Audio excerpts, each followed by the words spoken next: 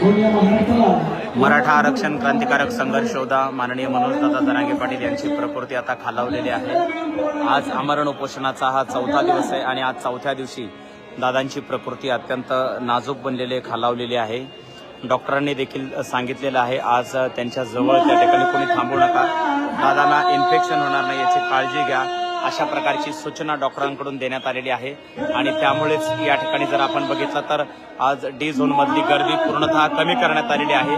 D zone मध्ये फक्त आपल्याला इथे पत्रकार बांधव या ठिकाणी पाहायला मिळत आहेत आणि जे स्वयंसेवक आहेत तेवढेच या ठिकाणी पाहायला मिळत आहेत। या ठिकाणी मनोजदादा जरांगे पाटील हा लढा या ठिकाणी लढत आहेत आणि आपण जर बघितलं तर या ठिकाणी शाहिरांचा पोवाड्याचा कार्यक्रम या ठिकाणी सुरू आहे। शाहिरांचा पोवाड्याचा कार्यक्रम या ठिकाणी सुरू आहे। अत्यंत प्रेरणादायी असा शाहिरांचा पोवाड्याचा कार्यक्रम या ठिकाणी सुरू आहे आणि पोवाड्याचा कार्यक्रम चालू असतानाच या ठिकाणी मैदानावरती मंडप उभारणीचं काम देखील प्रगती पथावर या ठिकाणी सुरू आहे। आपण जर बघितलं तर आझाद मैदानावरती अशा पद्धतीने मंडप उभारणीचं काम या ठिकाणी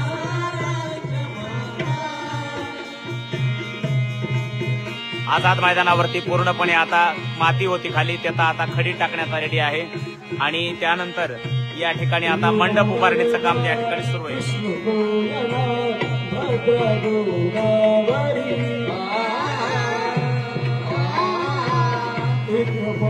या ठिकाणी आझाद मैदानावरती आता मराठ्यांचा मुक्काम वाढणार आहे। या ठिकाणी आपण बघतोय पूर्णपणे आझाद मैदानावरती मराठ्यांची गर्दी दिसते आणि नवीन मंडप टाकण्याचं काम या ठिकाणी सुरू आहे। भावांनो, लाईव्ह तुम्ही कुठून पाहताय कमेंट्स मध्ये जास्तीत जास्त शेअर करा, पुढे पाठवायला सुरू करा।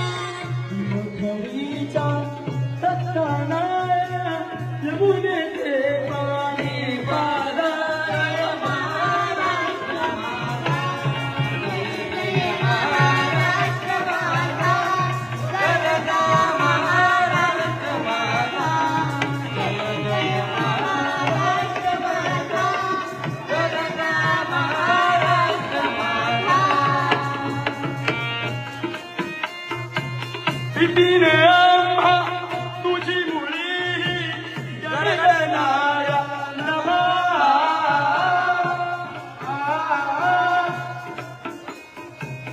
आसमानाच्या सुलतानीला जबाब दे जीवा सिंहागीता सिंहा